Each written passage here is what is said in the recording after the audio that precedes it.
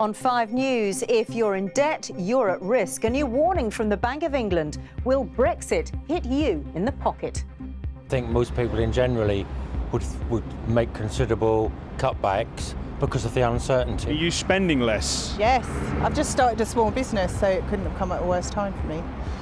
We'll tell you what it all means for you. Also, junior doctors reject a new government deal, so are more strikes on the way. No ifs, no buts, no education cuts. It comes as teachers stage a one-day walkout, causing disruption for millions. Which one will be the next Prime Minister? The first round of voting's nearly over. Juno, welcome to Jupiter. They did it. Team Juno celebrate getting their spacecraft into Jupiter's orbit. And reaching for the stars, the Wales fans wanting to get to the finals of the Euros. Hello and welcome to 5 News. I'm Sian Williams. The risks of Britain leaving the EU are starting to crystallise. That's what the man in charge of the Bank of England said today as he unveiled plans to help shore up the economy. Mark Carney warned that the uncertainty was already delaying investment in business, construction and housing, while the pound is continuing to fall against the dollar and the euro. Those most at risk from all this, those in debt. And as Julian Drucker reports, some consumers are already spending less. No corner of British life, it seems, has been left untouched by our decision to leave the EU. John Lewis, that bellwether of consumer spending, today said it's seen sales cool in the days since the vote. A notable fall compared to the week before the referendum. I think most people in generally would make considerable cutbacks because of the uncertainty about jobs, and not just in Europe but the world all over. And are you spending less? Yes, I've just started a small business, so it couldn't have come at a worse time for me. You keep spending as you would normally, it doesn't affect you? Well, it affects me, but then I can't let it affect me. Otherwise there's no point in living, is there? During the referendum campaign, Bank of England Governor Mark Carney urged the country to remain in the EU. Today he warned there are signs that his grim predictions are becoming reality. The number of vulnerable households could increase due to a tougher economic outlook and a potential tightening of credit conditions. In particular, there's growing evidence that uncertainty about the referendum has delayed major economic decisions, such as business investment, construction, and housing market activity. So this is just like the financial crisis all over again. Well, no, it seems. The Bank of England is to help the banks on the high street by easing restrictions. It is, in essence, a shot in the arm for the UK economy, worth £150 billion. Capital is strong, liquidity is strong, and we've got to make sure that that lending is now available to businesses and families if they need it, and they've assured me that it will be. But some financial experts remain cynical about the effect the Leave result will actually have. Mark Carney warned of economic doom and gloom if we voted to leave. So he's now faced with the position of having to kind of say, oh, it's still a bit doomy and gloomy, but also not talking the economy down because the UK taxpayer pays Mark Carney something like £900,000 a year. Politically and financially, these are uncertain times. The experts can't agree how tough they'll actually be. So uncertainty, yes, Julian, but how worrying is this warning from the Bank of England today? Well, Sian, Mark Carney today was saying it is going to be a volatile time. There's only so many things we can do to offset that. The future of the economy and our jobs and our wages, he said, will be in the hands of the big decisions made by our major companies. That big cash injection, though, did show that the Bank of England has learnt lessons from how it dealt with the financial crisis in 2008. Now, sterling today fell again to a 31-year low. The Bank of England also is expected to reduce interest rates in the coming days. A decision on that expected fairly imminently. Julian, thank you. Junior doctors in England have voted to reject the new contracts that had been agreed by their own union and the government. Members of the British Medical Association decided the deal wasn't good enough. Let's talk to our health correspondent, Catherine Jones, who's been following the story since the beginning. How significant is this move, do you think, Catherine? Talk about uncertainty. In just 4 weeks' time, junior doctors starting new roles were meant to be signing this contract. Now they've voted to reject it. And remember, it took 6 days of industrial action and months of bitter stalemate to even reach the point where a deal was thrashed out between the two sides. The big question, of course, is will there be a return to industrial action? And that really depends on the reaction of Jeremy Hunt, the Health Secretary. Will he now, as he originally planned, impose a new contract on doctors that they haven't agreed to? At the moment, all he said is, in a statement, he's expressed his extreme disappointment. Meantime, industrial action happening today, but with a different group of people. That's right. Another group of public sector workers, the National Union of Teachers, have actually been striking today. Now, hundreds of thousands of children have been off school as a result, and the NUT have not only been picketing their own schools, they've been marching on Parliament. No ifs, no buts, no education cuts. No ifs, no buts, no education cuts. Teachers out of the classroom and on the streets, voicing their anger at the government's education policy. These teachers are protesting in part about their pay and workload, but their main concern is school funding. The NUT points to an independent analysis that shows there's going to be an 8% drop in the amount of money available per pupil by the end of the decade. It affects us in resourcing in the classroom all the time. Lots of things that we can't now do that we would like to be able to do because there are funding problems. It affects me and it affects my friends, and I think that's unfair. This has inconvenienced a lot of parents like you today. What would you say to them? I would say to them that it's more of an inconvenience to have their children's education systematically dismantled by this government. There were demonstrations from Birmingham to Leeds and Bristol, as only half of England's 21,000 state schools opened as normal. Picket lines formed at school gates, and hundreds of thousands of families were forced to sort out alternative childcare. When class sizes go up from 30 to 35, when you lose the arts options in schools, that's very damaging to many children's education. So we hope that parents will see that, although we're disrupting their education, that we're doing it in a good cause. The Education Secretary insists the school budget has been protected in real terms, and the government's investing more in education than ever before. This disrupts children's education, it inconveniences parents, and we are already in discussions with the unions, including the NUT, about the issues that they are raising. So there is absolutely no need for this strike action at all. That's clearly not how thousands of teachers feel, though there's no word yet on whether the new school year will bring more strike action. Catherine Jones, 5 News. We'll get a good idea of who might be the next Conservative leader and, of course, Prime Minister shortly, because Tory MPs are voting right now for their choice out of the 5 in the running. Home Secretary Theresa May is in the lead, but she's being challenged by Andrea Leadsom, a minister almost unheard of outside Westminster until recently. Our political editor, Andy Bell, looks at the candidates. This has been 10 days of breathtaking political drama, and the race picks up speed today as Conservative MPs begin voting to choose a new Prime Minister from 5 candidates. Theresa May's been Home Secretary for 6 years. She backed the Remain side, not very enthusiastically, and she's considered the front-runner. Andrea Leadsom is Energy Minister. Before that, she did 25 years in the City and was an active Leave campaigner. Michael Gove, Justice Secretary. Last week, he abandoned Boris Johnson to stand himself, and he was a leading campaigner for Leave. Stephen Crabb, the Work and Pensions Secretary. He's emphasising his working-class roots, and he backed Remain. And Liam Fox, formerly Defence Secretary. He stood once before, and he backed Leave in the referendum. So Conservative MPs have now begun voting in Committee Room 7 down there. This is as close as we're allowed to get. It is a secret ballot, so whatever has been said up to now in public, you can never be quite sure who ends up voting for who. We haven't seen him since he was pushed out of the race. Now he's backing Andrea Leadsom. She can articulate what's needed at the moment, which is a bit of an antidote to some of the gloom and negativity and misunderstanding about what the Brexit vote means, because some people I think are treating it as sort of the end of the world. It's not. On the contrary, it's a massive opportunity for this country now, and I think Andrea will take it forward very well.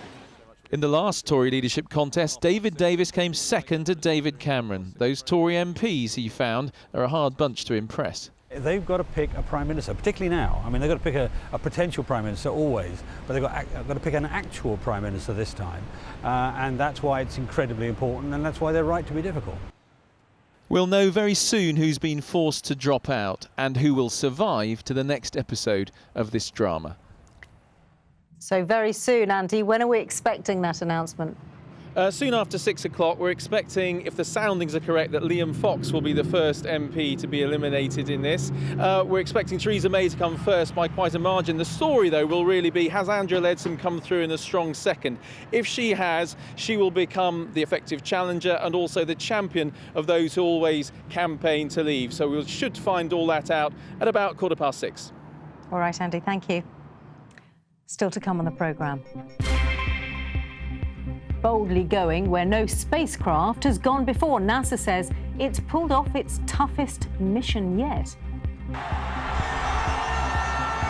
And this was for getting to the semis. So what'll they do if Wales get to the final? All that and more after the break.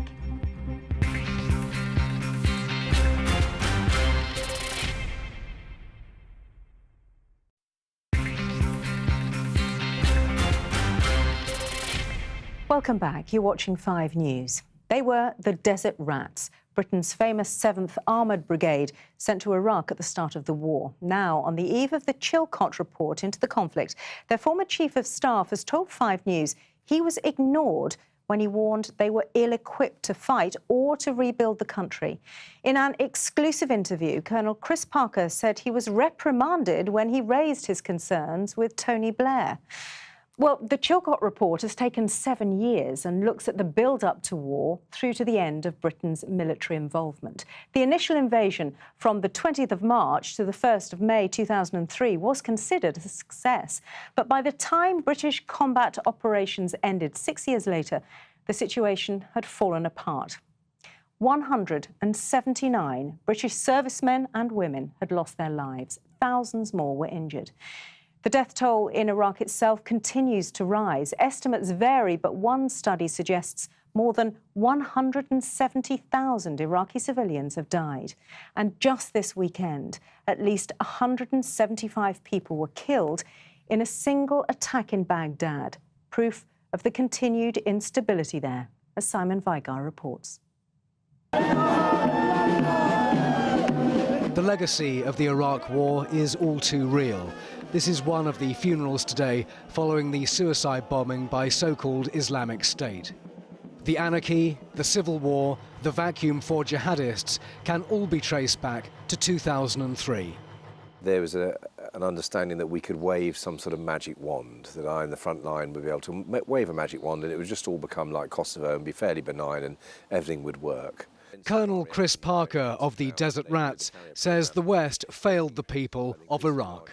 The Shia, predominantly in Basra, had been horrendously oppressed. They were very poor, and they needed us. They needed us to be strong and show them how to build a city. They were very keen to build their city, but we gave them nothing. The war had been a success, but as the tanks rolled into Basra, it became clear there was no plan for the peace. Colonel Parker was told he had to run the city, but he didn't have enough equipment and nowhere near enough men. You can't throw your teddy in the corner, you've got to get on and do it, and I had a very professional team around me. I was certainly quite angry at the time, I must confess, because I felt that above us and to the left and right of us, there must have been people who could do this job and help us better than ourselves. And it just struck us, we were a little bit left out hanging in the wind here. Chris Parker was chosen to brief the Prime Minister when he visited the troops in May 2003. He did not hold back. And what did he say to you? There was a bit of a wry smile, I remember at the time, and a bit of sort of looking and a bit of a, well, you know, can't really comment. I actually got told off because I was quite rude probably and impertinent. I actually asked the Prime Minister for a bet. I actually asked him to bet me that the situation will slide away into crisis. I was later told, probably quite rightly, I was being a bit impertinent asking the Prime Minister for a bet. But I wish I'd taken that bet. But Colonel Parker's fire is directed at the top brass at the MOD and the Foreign Office.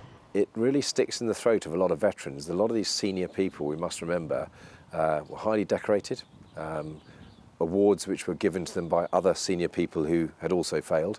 and they're retired now in nice places with nice pensions, while a lot of people are still suffering the aftermath of what happens.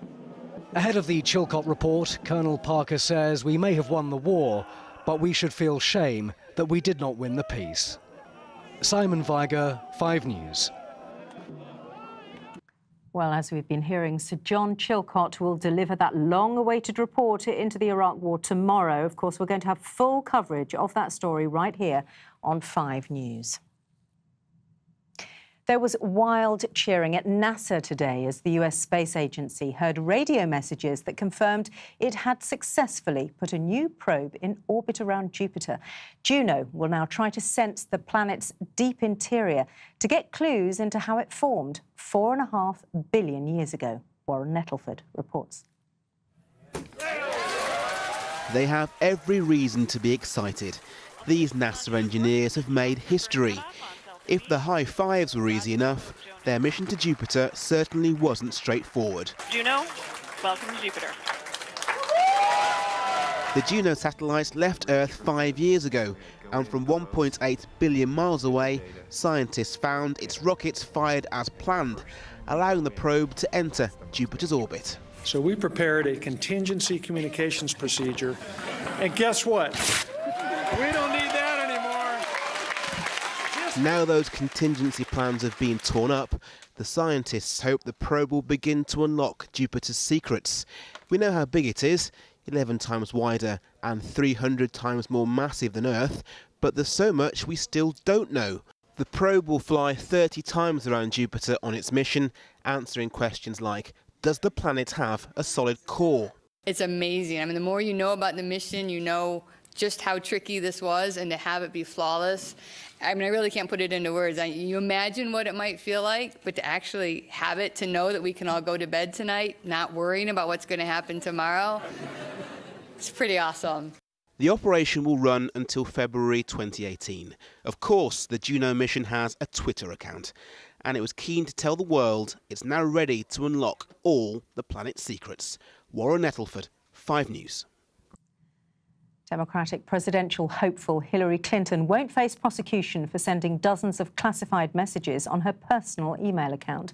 The FBI says 36 of the emails she sent while Secretary of State contained secret information. Another 8 were top secret. Investigators say there's no case for criminal charges, though. Jose Mourinho has been officially unveiled as the new Manchester United manager. He says he's now where he wants to be and that the only person who he has to prove anything to is himself.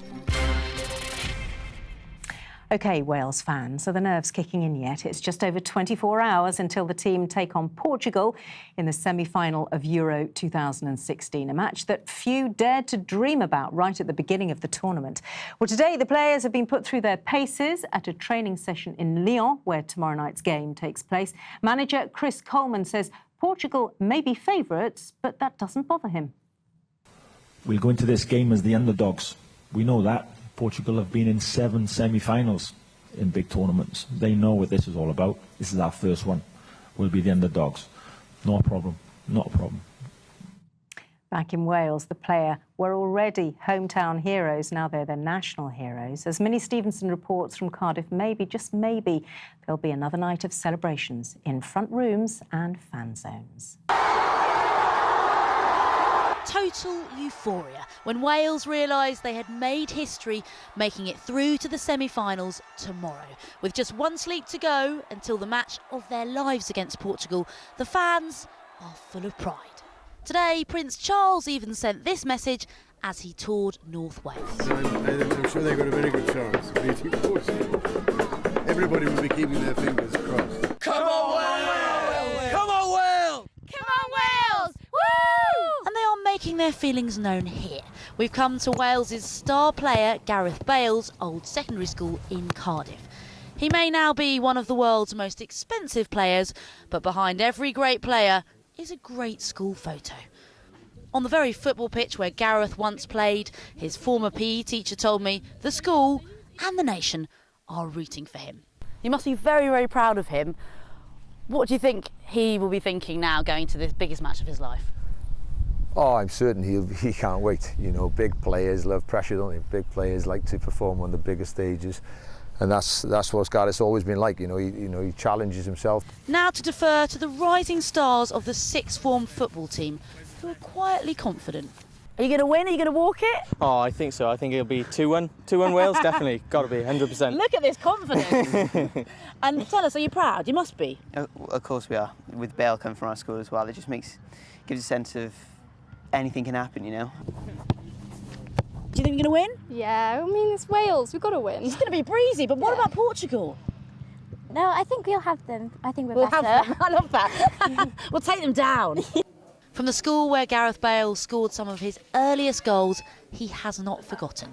You can see his shirt hanging with the words, "Thanks for everything." Tomorrow, the fans could be thanking Bale and the Dragons if they put Wales in the history books. Minnie Stevenson, 5 News. There's confidence for you. Before we go, Matt's joined us to tell us what's coming up on 5 News tonight. Cymru am Beath, Sean. Cymru am Well Beath. done. We'll have the very latest on the contest to become the next Prime Minister. She told me to say that. Voting by MPs closes at 6, and as Andy said earlier, we're expecting the result to be announced soon after that. Plus, more on the wonder of Wales. There were some lovely moments when the players took their kids onto the pitch after they beat Belgium. But now they've been told not to do it again. I'll find out why at 6:30. Well, that's it for us, though. Sean Welby has the weather next. I'll see you again tomorrow at 5. Matt, of course, back in an hour. Thanks for watching tonight. Goodbye for now.